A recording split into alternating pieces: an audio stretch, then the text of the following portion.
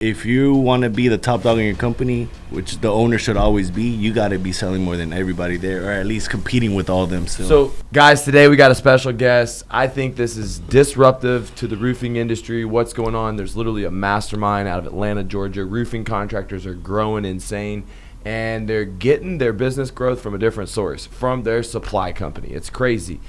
Small mom and pop family business that grew from $0 to $60 million. Now, every time that we see the suppliers ran by big corporations, $13 billion in sales a year, SRS, it's ABC, SRS sells for $18 billion to Home Depot, and we've got Paul Salamanca from Preferred Roofing Supply in Atlanta. Yes, sir. And welcome to the Blue Collar Boardroom, buddy. Thank you for having me, bud. I'm excited. to share my knowledge. I know you haven't really had any suppliers, so I'm interested in seeing what you guys want to learn. Well, I look at you a little bit more than that. I look at you as a roofing influencer, as a growth coach, as somebody that studies personal development, social media, marketing, sales. Questions that you've asked me about role-playing, objections, it makes me feel like you're a roofing business owner. How did you get started in this? How did you pick roofing? How did you come across this? So I think that's why I entered the roofing supply industry, because I had no knowledge, so I didn't know what I was getting into. You know, I feel like if I was a contractor, I would never have the thought of opening a supply house, just because the margins are different. So me not having any knowledge of construction, roofing, or anything was a blessing. How old were you? 23, right after college. So I went to college. You know, my plan was to be an immigration attorney. As soon as I graduated, I did 4 years. I graduated college, and my current wife, my wife, she was my girlfriend at the time. Her dad had been repairing tools for like 10 years already. He repairs compressors, the pneumatic guns these guys use, and he's the one that had the idea, you know, because who would think about opening a roofing supply house, you know? From repairing tools? Yeah, so repairing tools, because he saw roofers. He had a whole bunch of roofers that needed their tools replaced. So he told us, guys, I think there's an opportunity here, but I don't have the time to do this. Do you guys mind helping me while you guys go off to school? And that's how it all started. So he planted the seed, and we took off with it. So 23 years old, fresh out of college. I mean, it costs a lot to start a supply company. Was it scary? I mean, how did you raise the money? In the beginning, man, it just we really didn't have that much stuff. We were, you know, a roofer would bring us a bundle, and then we'll sell it to another guy. So it was like a side hustle for him. Then the city came, was like, hey, you have a lot of trash out here. We had to move it all out, you know, because that's the reality. That's what happened. We didn't have money. We didn't know how much it took to buy. So you were literally like slanging shingles, just like a side hustle, like a bundle here. Then this guy will come pick it up. Then the city was like, you got to move this out of your backyard. So that's when, you know, back then there was no storages. So we had to form an LLC to actually get a warehouse, because there was no self-storages. So once we formed the LLC, it was just called Ramirez. They called me, my girl calls me up, hey, can you help me move all this stuff out of my house? My dad can't lift it. So I come, move it all. This is around August. And then every day they would just call me, hey, can you come up to the shop, open the door, this guy's going to get this bundle out. So by October, you know, we graduated in May. By October, me and her sat down and we're like, hey, I always wanted to be an immigration attorney for Latinos, you know, because growing up, I saw the impact the Latin dollar had. I knew how much Latinos were investing in this community, because I always worked in grocery markets. And you wanted to help them get the American something, dream. Yeah, related with Latinos. So we sat down and we were like, why don't we make this official? Like, we can scale this. Like, it was called Ramirez Roofing back then. And we were like, you know, we got to make it into a name that we can scale, because we don't want to limit ourselves just to our community. We created preferred roofing, preferred prices, preferred brands. We drew up the logo on clip art. Me and my wife, we went to Pops. We're like, hey, Pops, you know, this is not my husband, but, you know, she was like, you know, this is going to be my life partner. We want in on the business. So we did all the paperwork, did percentages up, and Preferred Roofing was formed in October of 2013. Nice. And at that time, were you thinking about selling any roofs yourself, maybe? Or no, not even yet, because I didn't know that side. I was not exposed to that yet. Scaling the, you know. No, yeah. So once we formed Preferred, that's when we took off, because now it's like, all right, this is my shit. Like, now I got to make this pop off. All right, so walk me through like $0 to first million in sales, because it's probably a challenge. It was a challenge, just because we didn't know anything about roofing. Neither did he. So people would come in here, the Hispanics guy would come in here and asking us, I need Timberline shingle, the one that comes in the pink bag. Because they used to call everything Timberline that was architecture. Yeah. You get it? Yeah. They were so programmed to call everything Timberline, so we had to learn. Then they're like, oh, do you have this color in ridge cap. So then we started learning what matches what. We didn't know what matched it. You know, before we would mix Weatherwood this brand with Weatherwood of that brand, but then we started learning, oh, they call it Weather Gray with this brand, and it goes with Weatherwood. Autumn Brown goes with Hickory. Shakewood goes with Golden Cedar. We didn't know none of that, but we started learning. We would rip bags open and match it, you know. So it was just a lot of learning pains because no one is going to come teach you this either, you know. So we learned a lot by asking the consumers. Oh, hey, well, what do you need? Oh, what else? And then we learned that they wanted deliveries. At first, they were just picking up. Then out of nowhere, like, hey, how am I going to get this to my job? We're like, fuck, you guys need deliveries too. So then when the neighbor had a clay business and he would lease us his box truck. Okay. So then my wife would do the sales and I would go do the deliveries. Hand unloading shingles all day, slanging them. So your wife's calling on roofers saying, hey, we can deliver shingles to you. I mean, how's that early sales pitch look? So the early sales pitch, you know, I tell a lot of people that a lot of the times people are worried about not having money to market. But at the end of the day, if you get that one customer in your door and you treat him and make his life special and like he's the best and he feels like this is something new and cool, he's gonna tell everybody. Raving fans, yeah. That's what actually our mission statement. You know, what's the mission statement? Our mission statement is to create long-lasting relationships and creating raving fans. Oh, nice. Because I tell them, you know, if we look at everyone as a transaction, we're gonna fail. You got to know these guys by their name. You got to give them high fives when you see them smile all the time. Well, you know about their strengths, their weaknesses, if they need help with sales management, if they're weak in production, if they're not good with their books, if they need help with discipline in their personal life. You know all that. Yep. So I've been investing in myself. But back to the day one, you know, we were like a hole in the wall because we were, you know. To this day, ABC and all these other people talk shit about us because they say we're still a hole in the wall. But in reality, you've seen our stores. They're great. They look like theirs. We have the trucks now. But back then, we were a hole in the wall. You know, I can't deny it because we didn't have money. So people would come in. The Hispanic guy would be like, man, this place has good prices. They treat me like family here. He would tell his friends. And this guy has 10 other friends. And this guy... And everyone would just come in, you know what I mean? And then we would put a lot of guerrilla marketing, pass out flyers. When did y'all start having your first roofer parties? Like company parties? Yeah, like where you invited roofers.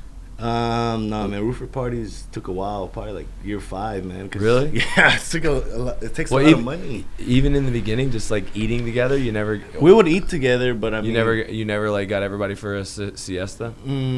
Not really, no, man. You were just thinking about just growing, man. But that was also before personal development, I'm sure. Personal development. We didn't even record a lot of the stuff because content wasn't like a big thing either. Like I wish I would have recorded a lot of the process, you know what I mean, and a lot of the stages, but I didn't. But you know, guerrilla marketing was the key to our success. Passing out flyers, going to grocery stores, pinning. Hey, if you have shingle, if you need shingle, call us. Oh, nice. Going to church, passing out flyers, word of mouth. That's really the goal. Kind of like you guys in door knocking, you know. Yeah. That was us. And the funny thing about us that another reason a lot of other suppliers, owners want to buy us out is because we didn't have any outside salesmen until about 2 years ago. No outside sales force. So imagine all that money coming in organically, bro. You know what I'm saying? It's never been done. All these other suppliers have outside sales teams and outside salesmen. We don't. Now we do. And now I like it because I've seen the impact it has on the business, and I'm going to keep growing it. So if anybody wants to come work for me, let me know. Well, what does it look like for a guy to come work for it? Because it's a little different opportunity. Yeah. It's more about relationships than doing, you know, a wham bam thank you man with a roof. Yeah, and then I feel like, you know, the guys working for ABC, there's a lot of politics there, so, you know, they might cap you out at $50,000. I don't know what they're paying over there, you know, but I can definitely help you guys out and pay you more because I feel like the industry, when they sell shingle, they get 1% commission. Almost all of them, 1.5 out of nowhere. But where we can play and help you guys out is more with your base salary. You know, depending how big the book of business is, then, you know, I can recruit them. And that's really what it's about, is getting strong companies. What's, you know, getting to your first million. Do you remember when you cracked the $1 million in sales in a year? No, so what I remember the most is, you know, because I went to college, I had a lot of buddies that, you know, got good jobs, worked at Ernest & Young, started becoming lawyers. They were making $80,000, $100,000 a year. So I told my wife, you know, I just want to make $100,000 and I'll be fine. You know, so I remember hitting it at 28 before 30. I wanted to make it by 30. You know, so what, 28, that's 5 years in the game already, you know. I started at 23 and we made $100,000. We're like, damn, we made it, But then we made it. Yeah, I was like, we made it. We're good. Like my mom, my dad never made 100,000, right? And they lived fine. You get it? Yeah. I mean, they weren't fine, but they didn't die, or they were surviving. So at 100, I felt like they'd be sending money overseas now, boy. They be So at 100, I was like, we made it. But then obviously, it's not the reality. It takes a lot more to live comfortably and worry free than 100,000. But that was my first goal. It wasn't about hitting $1 million in sales. It was about me being able to pay myself 100,000 and still being able to buy the inventory I needed and keep growing. So in this journey, you got good training in school, but did that prepare you for the everything that you needed to grow your business?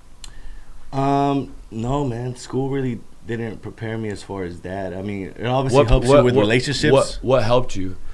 I think coming from nothing, man, being hungry, just trying to prove a point that I was going to make this happen. My parents were mad when I stopped out. They're like, you're throwing your education down the drain. What the hell are you doing? Businesses don't last. Your grandma had a business. She only lasted 2 years. Look at where she's at now.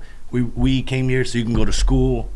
So it was a lot of, and then the big guys, SRS, and everybody would look at us like a joke, Yeah. I was in rags and I had a college degree, so I was like, plus now in my head I was like, damn, bro, maybe I should go be a lawyer. Maybe this isn't for me. I'm getting dirty.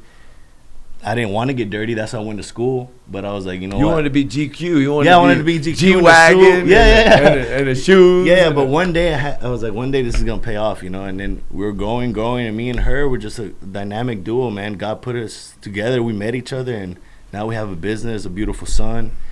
And, thank God for her dad with the idea, because who would have thought of that? He saw the opportunity. We saw the opportunity. We ran with it.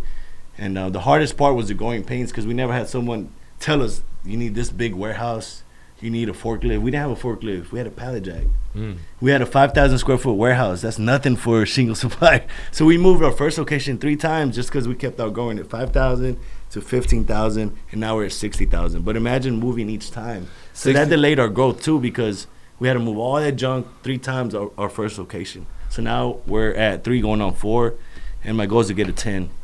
So talk to me about working with your wife. Like, what does she do? What do you do? How do you find balance between work and working at home? So obviously, I think when your wife is your business partner or your significant other, it's hard to find balance, right? Because all you talk about is work, and it's very important that you have your thing where, we travel a lot. So that's where we disconnect. And even though we're still working, but at least we're at the beach and we're creating memories. So you're like either all in at work or you're all in travel. You're literally living an unbalanced life. Yeah, it's not balanced at all. My sleep schedule is messed up. It's hard because, we're on a mission. And there's a lot of sacrifices. The good thing is that she knows where we want to go to. Mm-hmm. Because I always tell people, imagine if my wife wanted to stop here. Mm-hmm. I'll be pissed, like, babe, no, I'm going to keep working. I want to keep going, and it causes problems and separation. It would get worse. One thing you do really well is you always include her in the personal development. Mm-hmm. She's always involved in the events of the people that come to your office, and she's always involved, I see in pictures, like when you're traveling to different entrepreneur events. And so, a lot of people watching this may not go to events. They may not invest in personal development. Can you talk about what your life was like before and what it's like after, and maybe how that's helped the relationship? Okay.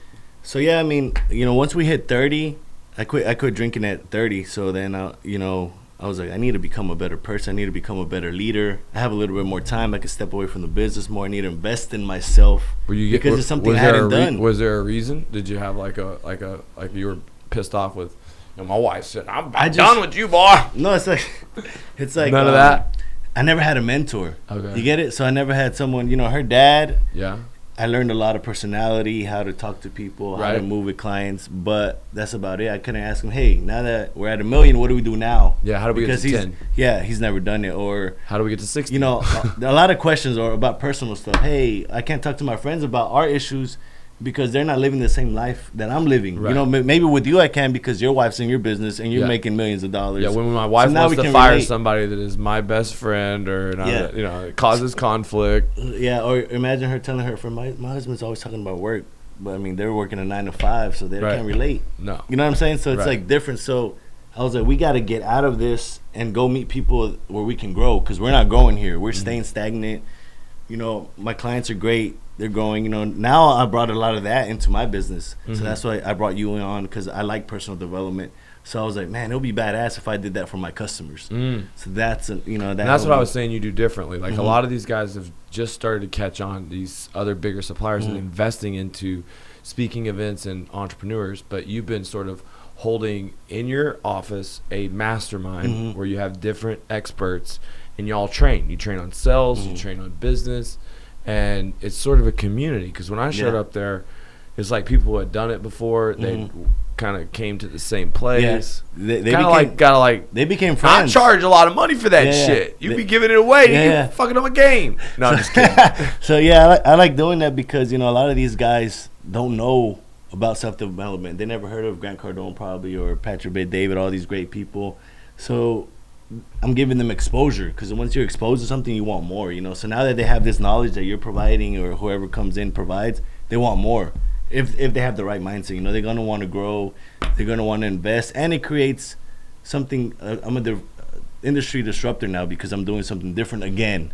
You know, now I'm educating these guys, and, you know, word's spreading. Like, what's Preferred doing? Is Preferred a business where they educate people? Are they selling shingles? What are they doing over there? You know, so it's creating curiosity, and that's bringing me more business. I'm sure this education that you're getting from mentors and these books that you're reading and all this time spent at events is part of the reason your business probably grew from 1 million to 60 million. You got a big team. You know, whenever I came and spoke at your event, my wife was so impressed with your people's speed to clean up, speed to delivery, all the organization, how fast everybody was moving. As a matter of fact, she said, you know what? I'm going to go home and fire the white people. No, I'm just kidding, but I'm not really kidding. The bottom line is that, you know, you get everybody working as a team. And that's the secret in business, is teamwork. What have you done to get that culture at your business? See, I had a great culture, not only in your customers, but with your workers. So you got a lot of workers. And not a lot of those guys are making 100,000. No. So how do you get them to do what you need them to do? So really, I think it all begins with me. You know, I was always in the field with them until about last year when my son was born. That's when I first stepped away ever. I was always there, opening, closing doors. Sorry. If I had to dispatch a client, I would get on the forklift. If I had to ring up a client, I would ring him up. Anything I had to do, I did. You know, so they always saw me hustling. So they knew that if I told them, hey, let's go a little faster, is because I know they're capable of doing it, and I've been there, done that. And then I've helped a lot of people, you know, that started in the warehouse become operations managers. So they see the growth path, and they see that I'm growing, and they're growing with me. You know, we've had guys that have been with us for 5 years, 4 years, 2 years, and their life has completely changed, you know. Well, one thing I always hate is when you go somewhere and you can't get service, things take forever, people act like they can't see you, and that's not what I saw at your place. And people actually brag about how yours is different. What do they say is different? I mean, so we're faster in service. You know, we treat everyone like family. We open later. That's another thing we do different. A lot of suppliers close at 4. When we came in, we close at 7. Even if no one came in. You close at 7? Yeah, we close at 7 to this day. Damn, that's a big cheat code. For 9 years, I was working from 6 to 7. Imagine opening, closing doors. 6 a.m. to 7 p.m.? Yeah, and we work Saturdays. Damn. 6 to 5. Nuh-uh. Yeah. So we're the first ones that did that in Georgia. That is a fucking big advantage. Yeah. And then, if they need something on Sundays, I go. Obviously not for everyone, but my good customers, I go, open the door, give them 2 bundles, whatever they need. So we deliver Saturday. We do a lot of things different than the big guys, you know, because we obviously have to work harder to compete. So how else do you beat them? We do dumpster trailers as well. That's another thing. Dumpster trailers? Yeah, so we either ship the material in the dumpster trailer, and then we pick up the trash. The only bad thing about that is that the guys got to hand unload it, the roofers. Or we do separate dumpster delivery with a Moffat delivery. So they can do either or.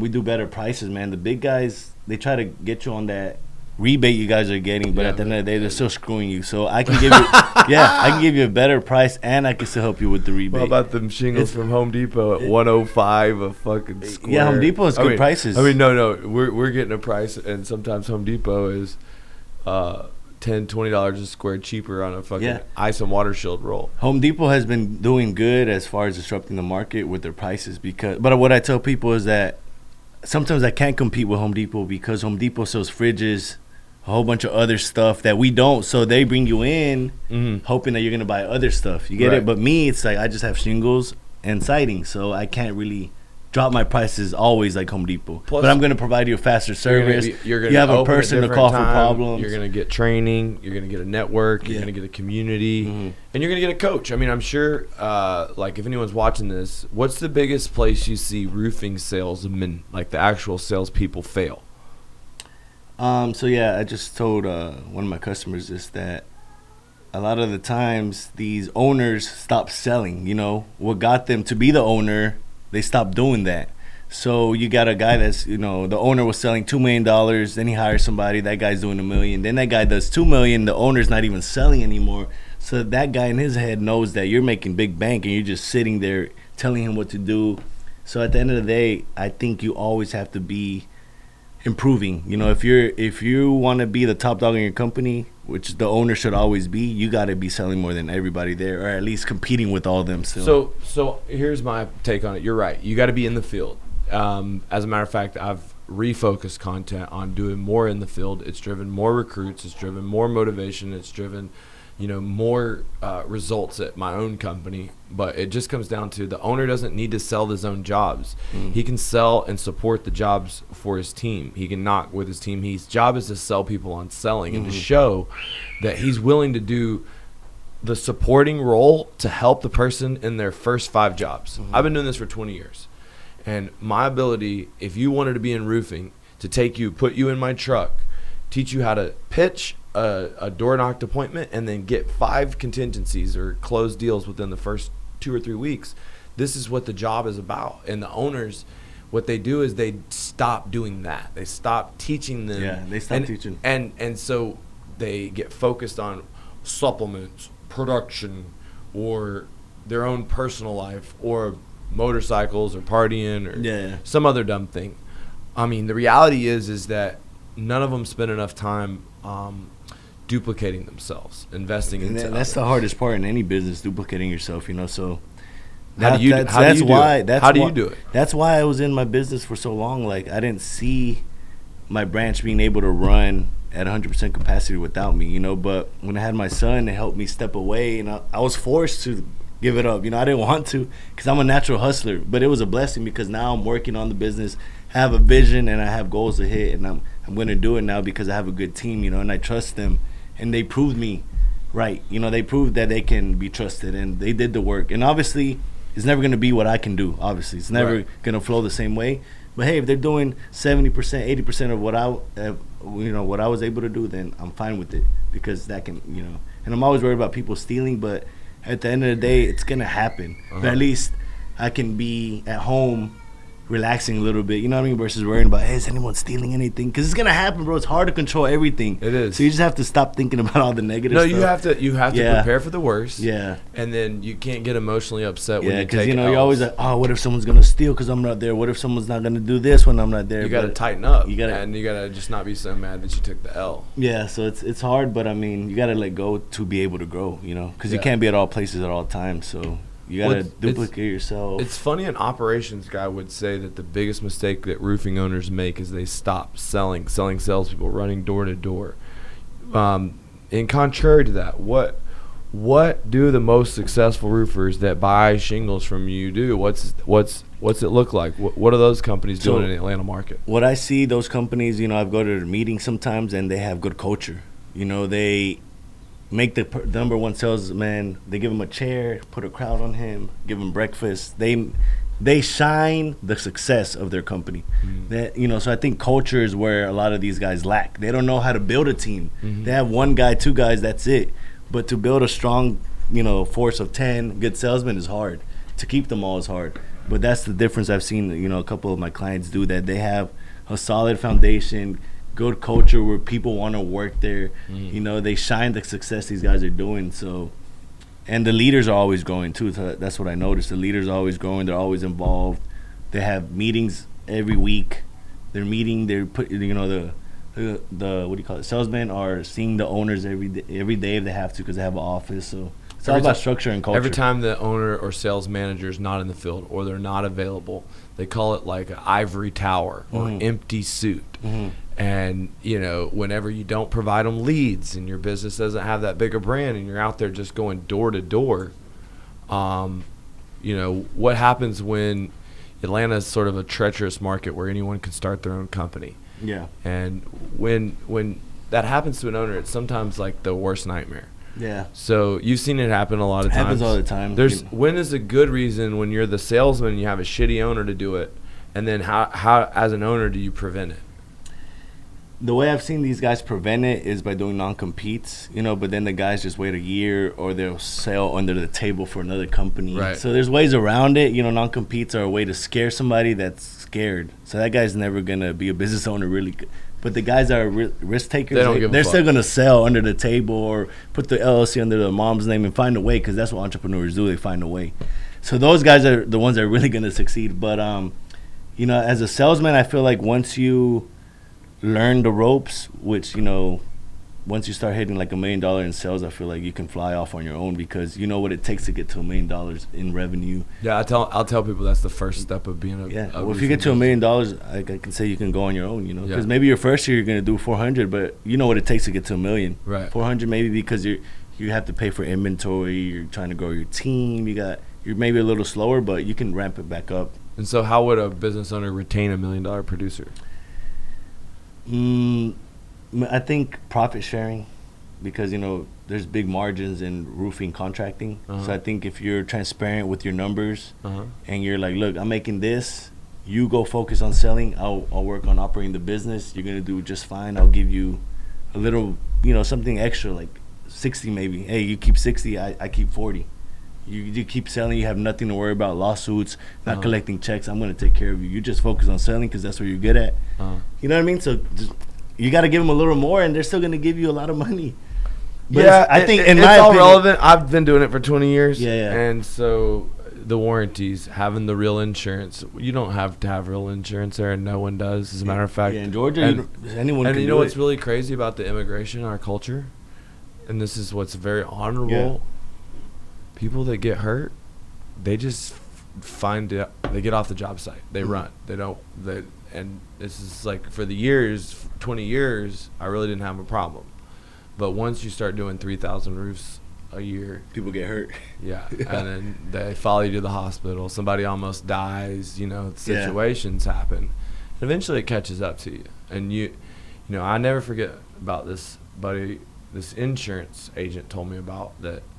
The guy was paralyzed, and the roofing company had to pay for his whole life because he was paralyzed on the job site. He didn't just have to pay for, like, you know, his accident or his injury, but they had to pay for his housing, his food, because he's like a quadriplegic. Wow. But isn't that where insurance comes into play? You got to have the right insurance. Bro, the right insurance audits everyone's books and costs a shitload of money unless you use licensed crews. And that's what I'm saying. So if there's ways to do it, but a legitimate company, that the way to retain $1 million producer is to, you know, teach them how to sell 5 million, give them a place to grow, have them learn commercial, have them learn high end, support them with marketing, give them like a group of horses to compete against, to sharpen them. When you sell the job and you take a large percentage of the profit, 50%, I mean, the ownership to run a right business here, the right insurance, the warranty, the marketing expense. Nowadays, the sales guys are spoiled, so we bill for them as far as we bill the insurance. We supplement for them, and a lot of times we pick up the check. So to split the profits with someone 50-50 that does that, they get the best end of the deal. Yeah. And it's not scalable to give away 60% without covering the office expenses. I said 50, 60, and 40 just because it's I see small. As a small mom and pop guy in Atlanta, Georgia, that doesn't. And I never done it either. Like you said, I never done it. So well, that's the point. And this is me just like helping you understand that, like, the reason I believe maybe that the proof is usually who's making the most $1 million producers. Do you see yourself kind of like a broker, a real estate broker, where like you have all these agents? No, not at all. No, it's not the same at all. But why can't we structure it like that? Well, because like where you're the broker. And let me explain to you. All right, because you hand the shingles off, you're done, right? But sometimes you break driveways. Very rarely. No, they break. Yeah. All right. Lights. That's when your job becomes my job. Did you? Because you got to handle it. Yeah, motherfucker. And then you charge me. I sell the job, then I have to build it. And that means I have to manage any problems, any bad things that happen in construction. And then the salesperson or the owner has to deal with the greed factor of the homeowner trying to keep the money. And so with it being free money, with it being crazy, it is very hard to collect the money, especially sometimes in the Atlanta market. You get some of these people free money from their insurance. Yeah. They ain't never seen money like this before. Yeah. And it gets the challenge. And so the salespeople suck at collecting. They suck at managing the jobs. And even me as an early salesperson. So what happens is the company has to do more paperwork for the insurance, more hard negotiate, more good quality, and it costs more money to end up catering to the salespeople. And if the salespeople had their way, you know, they just run and go get the check, and that's all they do.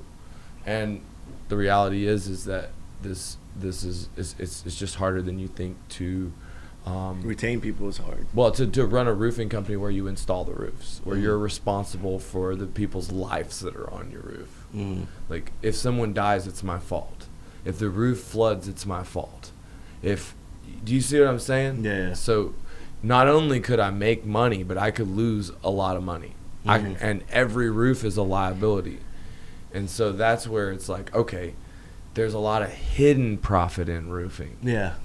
Because you just don't know how much money I spent the first time I came to Atlanta, did those roofs. But I still think there's less moving pieces on the contractor side and supply side. Supply side, I feel like, is way more stressful than contractors. Well, you have more overhead expense, you have more cost moving to manage, pieces too, and that's what more would scare me. If I was more trucks, accidents on the road, right? Like, you know, if someone doesn't show up, and then also, for example, this is why I say a lot of roofers don't know how to manage their stress, just because they're so used to everything flowing nicely. So when we make a mistake or deliver the wrong color, you guys just flip. What the fuck? Yeah. What the lie? You know what I mean? And they go AWOL when it's like a minimal problem that we can solve. Just relax. The world's not ending. But a lot of roofers are used to shit flowing so nicely that they're not used to the stress or any little thing that goes wrong. They get pissed off. But in reality, 100 things go wrong on our side a day. You know what I'm saying? So it's like the stress levels are way different. And then about collecting the money. But we have a lot of money in the air with contractors line of credit, and that's in-house money. And there's so many people that are robbing us. Oh my God! Contractors that aren't paying suppliers, contractors that aren't paying roofers. You know, a lot of the subs are my friends, and they come to me every day and tell me, "Hey, this guy's not paying me. Be careful. This guy's doing this." So it's a lot of dirty guys out there. But at the end of the day, I've been in this for 11 years, and the guys that are robbing are still broke. Yeah, they're still broke, and they go out of business. Yeah, they go out of business. They don't last. And what I tell people is, if this guy robbed you, you just got to keep going. There was a contractor that's the biggest hit we got was like $40,000 of an apartment, and it was a guy I knew for 8 years. He helped us grow, and I gave him credit for his apartment, and he robbed us. So I tell people I never sat there and cried about it. I was pissed, but I wasn't gonna go kill him. You know what I mean? Yeah. I thought about it, but I was like, I'm not gonna go kill him. I'm just gonna go out there and make my money back. Yeah. Because a lot of people say fuck. A lot of people would be there stuck crying. Yeah. And would lose the $1 million that's in front of them. You get it? So at the end of the day, you're gonna get hits in this business on both sides. Yeah, on both sides. But you got to keep going. That's true. Don't stop, because a lot of people focus like every day I lost $40,000. What the fuck? Oh well, keep going. Because you're gonna make $1 million later. Well, and I see that you invest into new locations, you invest into speakers, you invest into events with the slimmer margin. And these guys are afraid to spend money. Yeah. What the fuck is that? Yeah. So, I mean, like, it takes time, obviously, because, a lot of owners think they know it all, or you're too busy. Like me, I was too busy to invest in learning more. But once you're exposed to that world, you fall in love with it, just like you're exposed to different things in life. You're exposed to traveling. You're like, man, traveling is awesome. I never traveled before. I want to keep traveling. So that's how it is with self-development. You're like, man, I learned a lot. I want to go to the next event, and you're ready for the next one. So it's a beautiful thing when you start improving on yourself. And it's the biggest investment. You're all you got. You got your mind, your body, your heart. So you're in good shape. What's the routine look like for your family? You got a kid now. You're running 3 locations. Yeah. What's the day in your life for Paul look like? So, thank God I've always been an athlete. I played soccer all my life. And then once I graduated, I just lifted weights. So when I first started the business, I would go to the gym after we closed shop. So from 9 to 11, I was at the gym. Now my life is obviously more hectic. So now I work out. I try to go in 5 days a week, but I go 3 to 4. And at random times, either I go early before my wife's up and my kid's up, or I go late at night. But it's just so sporadic where I don't have a routine down just yet. But I need to get back into a routine. And I've been traveling a lot too. What's the game plan? Where do you see yourself in the next 3 years? Like I told you, I just want to keep expanding into new locations in Georgia. I want to keep growing my market share, and I want to keep changing lives. I'm changing the lives of my community by hiring these young Latinos. Mm-hmm. A lot of them have never seen six figures in their life, mm-hmm. like me. Mm-hmm. Their parents never made, and I'm helping them create a pathway of a career to go with me. A lot of my people in my office are young, mm-hmm. younger than me. I'm young. I'm 33. A lot of my managers are 24, 23, 25. They started with me when they were 18. Well, and they're going into good leaders. You also have a mentor, the CEO of SRS. Yeah, so I met Mr. Tinker. Mr. Dan Tinker is a great guy. What'd you learn from him? He took me out to Dallas. I sat in his suite. We saw the games. He really wanted to partner up with us, but it just wasn't the time. He wanted to buy you. Yeah, but it wasn't the time. I feel like if you're going to buy me right now, you got to think about the value I'm going to bring to you, not just buy me at face value. So that's where the negotiation didn't go well. But now I'm just going to keep scaling, and maybe I'll get the number I want then, Mm-hmm. Because, it's EBITDA, you got to do a lot of revenue. So your vision for the future, they just did a big deal, $18 billion. Yeah. And one thing about SRS is a lot of times the employees reinvest in the company mm-hmm. stock. They're so clear about how their costs are. Mm-hmm. Everybody knows what they're actually making, and when they make more, their employees that are bonused in, and their forklift drivers that reinvest their extra money, they're mm-hmm. actually like trying to save money for the company. Mm-hmm. And that's one of the ways that they prevent theft and increase profit is they focus on EBITDA as a group. And so one of the benefits of going to private equity is not only do you get a platform to grow more locations and stuff like that, but you get a platform to let people get aligned with you. Mm-hmm. And that journey could be a long time to get to six figures, to get to multiple six figures, and these basically opportunities to earn incentive.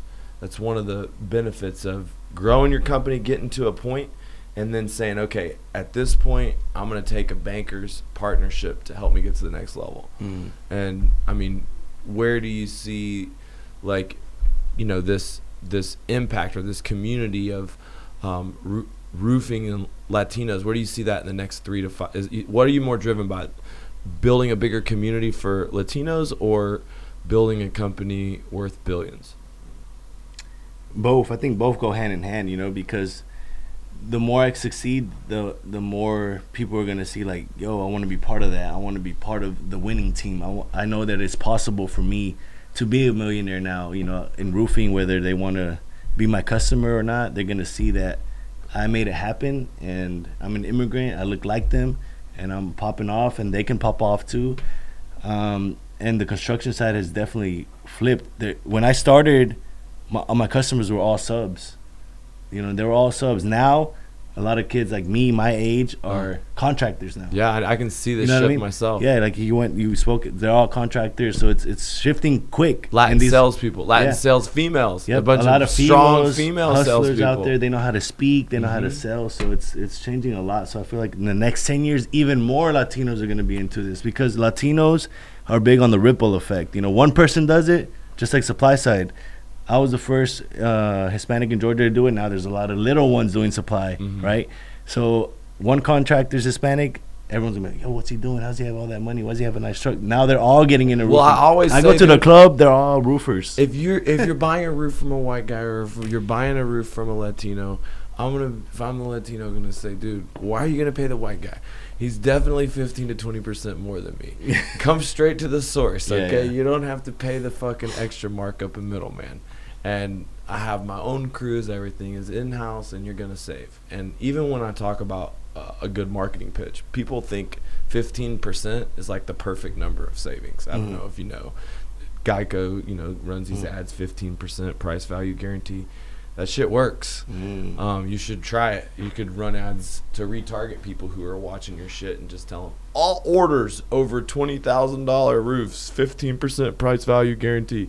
A price value is including the service of your mentorship, including the service of all these extra things. If you roll how much you spend into that and you put a per square price on top of your price, who the fuck is going to beat your value in Atlanta? So why the fuck can't you tell them?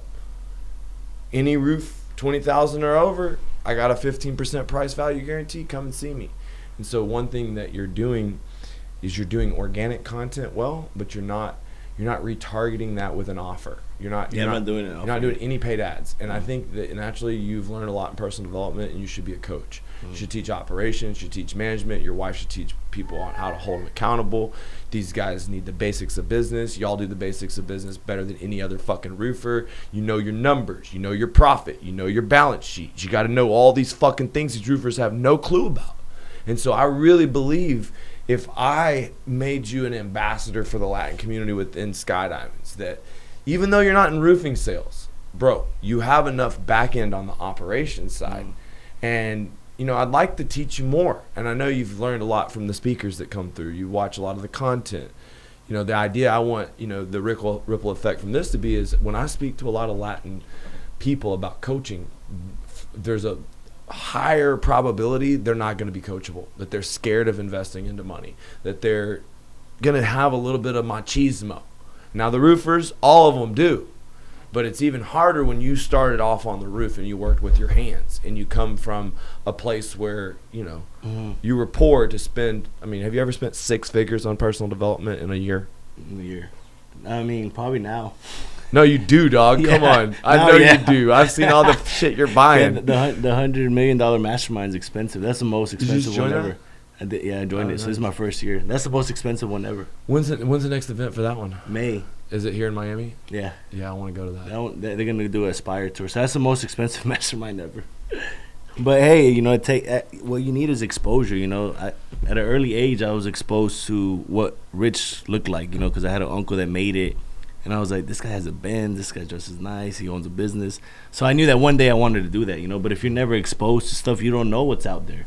So it's good to expose yourself to these things, Dude, how do they get one of them fucking hats? Which ones? It's the ones that say Roofs Flow. Yeah. How can they get in touch with you? DM me at Don Pablo's Life. Don Pablo's Life is my personal Instagram, or on Preferred Roofing Supply. Just follow us and DM me, and I'll ship you a hat. All right, my man. This was an epic little podcast. We got to do more business together. We're going to get out to Atlanta. Next time I'm going to do something, I'm going to hook you up. Yes, sir. Thank you for having us. Thank you. We made some big impacts. I love the room. It was great energy. So, guys, if you're watching this, you got to go to one of his events. They're fire. I don't care who he's got coming in. The energy in the room is off the chain. It's usually an intimate setting where there's a lot of, real value. I'm going to be coming back. So if you enjoyed this podcast, comment any questions you got below for Paul.